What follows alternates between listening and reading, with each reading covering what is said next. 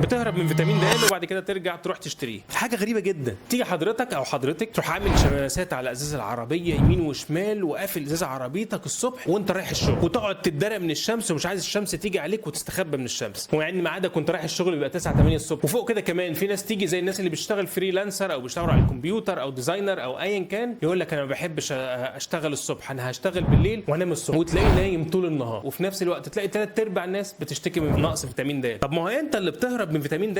انا مش فاهم انتوا بتبعدوا عن الشمس ليه؟ هتيجي الناس بقى دلوقتي تقول لي ايه، اصل الشمس حامي عليا بخاف على جلدي وبخاف اسمر. انا بقول لك اقعد في المواعيد الصح بتاعه الشمس اللي تناسبك، ولو تعرضت للشمس من 3 ل 4 ايام في الاسبوع في كل مره من 30 ل 25 دقيقه، ده كافي جدا ان جسمك يمتص فيتامين د بشكل كويس جدا. يجي واحد يقول لي لو انا عايش في بلد ما فيهاش شمس او شغلك ما بيسمحلكش تطلع في وقت فيه شمس، تعمل ايه؟ اكتب لي في الكومنتات تحت كلمه شمس عشان ابعت لك التغذيه المناسبه ليك مفيده واللي تديك فيتامين د في حاله لو انت ما بتشوفش الشمس، واديك المواعيد المظبوطه اللي تقعد فيها في الشمس من غير ما تضر.